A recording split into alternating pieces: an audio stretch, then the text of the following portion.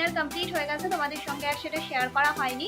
তো সারাদিনের প্রচুর খাটাখাটনি গেছে। হ্যালো বন্ধুরা, ওয়েলকাম টু সমিতি কিডুনিয়াস নিউ অ্যান্ডার ব্লগ। আজকে সকাল সকাল উঠে রান্না করতে চলে এসেছি। আজকে রান্নার মেনুতে ছিল হচ্ছে মুগ ডাল। আজকে মুগ ডাল রান্না করেছি আর তার সঙ্গে কিন্তু এঁচড় করেছি। আজকেও এঁচড় কিন্তু আমি দুভাবেই করেছি, কারণ আমার বর তো চিংড়ি মাছ খায় না, আর আমার এঁচড় চিংড়ি মাছ ছাড়া ভালো লাগে না। তো এটা বরের জন্য করছি। বরেরটা হয়ে গেলে তারপর এই যে দেখো আমারটার মধ্যে চিংড়ি মাছ দিয়েছিলাম।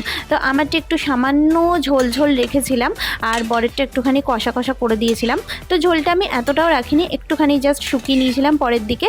তো যাই হোক, আমার রান্না কমপ্লিট। আর এখন আমি চলে এসেছি ট্রেন ধরবো বলে। এই যে দেখো ট্রেনও আসছে, আমিও হাঁটছি। তো ট্রেন পেয়ে গেছি, আর ট্রেনে করে আমি চলে এসেছি এখানে স্কুলে যাচ্ছি হেঁটে হেঁটে। তারপর স্কুল করে আমি চলে এসেছি আবার দেখো এখানে স্টেশনে, মানে আন্দোল স্টেশনে নেমে পড়েছি। সেগুলো তোমাদের সঙ্গে আর মাঝখানে শেয়ার করা হয়নি, এখন স্কুলে খুব চাপ যাচ্ছে।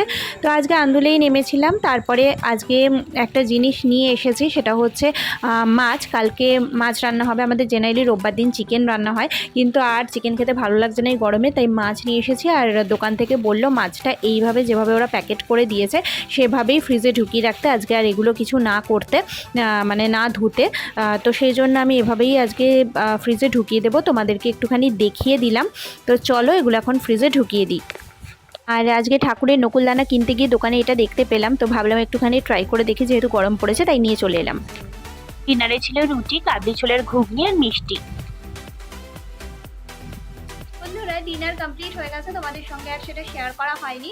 তো সারাদিনে প্রচুর খাটাখাটনি গেছে, একটু চাপও ছিল। আর যেহেতু এত গরম, সত্যি কথা মানে এত গরমে না একটুও যেন কিচ্ছু কাজ করতে মন চায় না। কিন্তু যাই হোক, কাজ তো আমাদের করতে হবে। তবে হ্যাঁ, সন্ধ্যের দিকে কিন্তু আমাদের এদিকে ভীষণ হাওয়া দিচ্ছিল, একটু ঝড়ঝড় মতো হয়েছে, সামান্য মানে ঝড়ের মতো।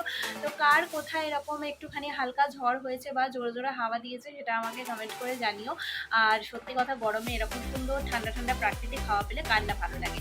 তো যাই হোক, আজকে আর ভিডিওটা আমি কন্টিনিউ করছি না। আজকের মতো ভিডিওটা এখানে এন্ড করবো। কালকে আবার তোমাদের সঙ্গে দেখা হবে নতুন একটা ভিডিও নিয়ে। ততক্ষণ সবাই ভালো থেকো, সুস্থ থেকো, সাবধানে থেকো। আজকের মতো সবাইকে টাটা এন্ড গুড নাইট।